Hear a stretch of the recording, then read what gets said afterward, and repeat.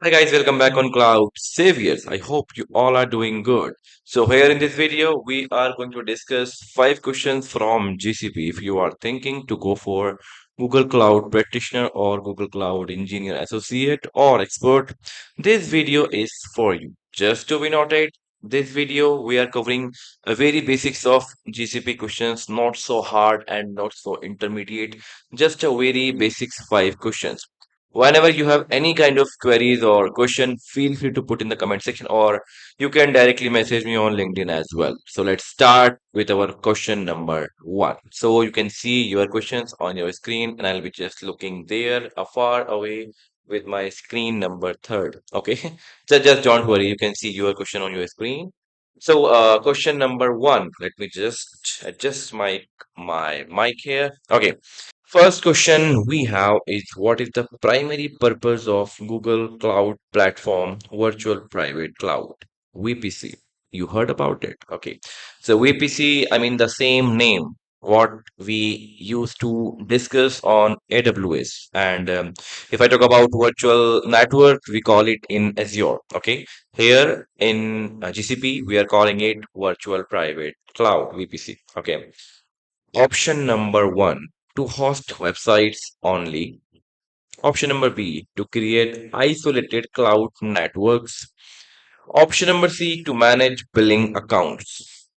Option number D, to store backup files. I mean, we all know the answer. That is the basics one. I mean, there's nothing like, these the, I would say the easiest one, I would say, in GCP.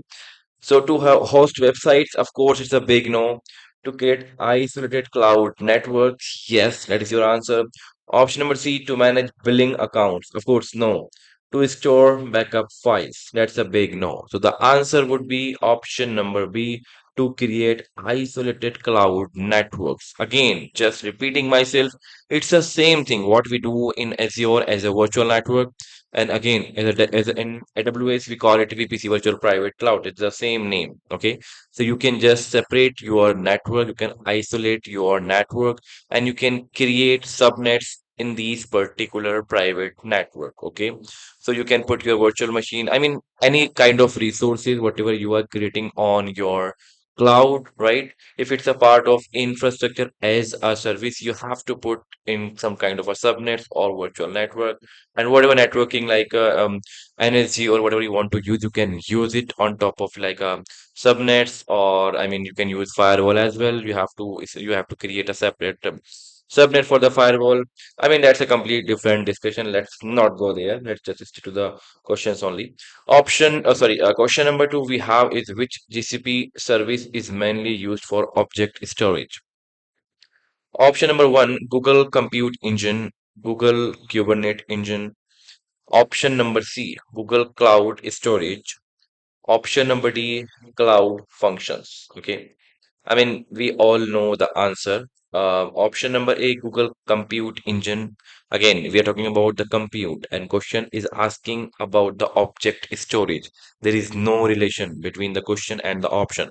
So let's discard option number A. Let's go for option number B, Google Kubernetes Engine. Okay, Kubernetes is a complete different thing. Okay, so let's eliminate this thing as well, this option as well. Option C, Google Cloud Storage. Okay, so now we're talking about storage. We can just, just keep it on hold. Let's check out the option number D. If the option number D is not relevant, that our answer would be option number C. Option number D, we have cloud functions. Again, that's not the relevant options, I would say. So we can go with the option number C, that is Google Cloud Storage. Okay.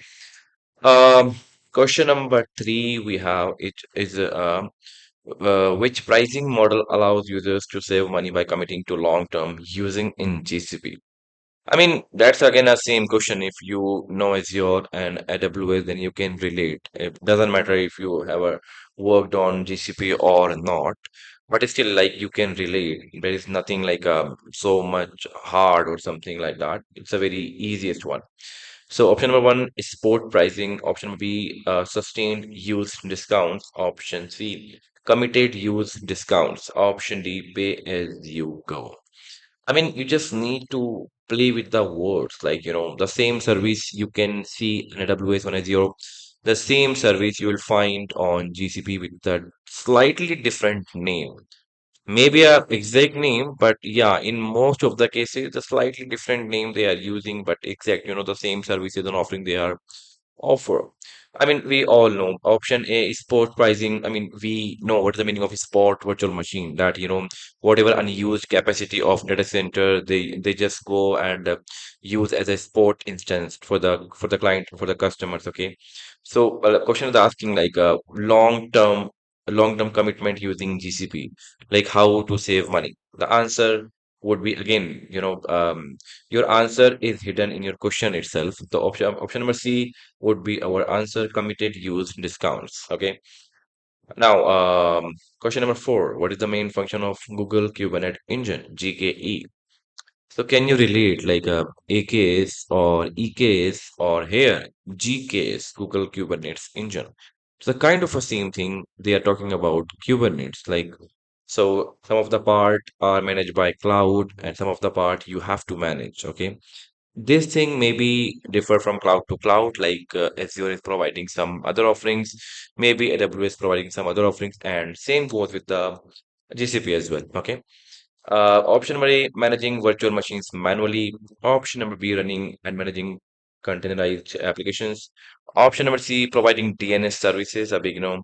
Option number D, creating SQL databases. I mean, you can go with this blindly. You can go with the option number B, running and managing containerized application. We know how AKS or GKE works. I mean, I call it AKS always because I'm coming from Azure background, so that's why like I work on AKs, but GKs is a kind of a same thing. Maybe some functionality, some management thing may be different, but yes, it's a kind of again AK services if you compare with the Azure.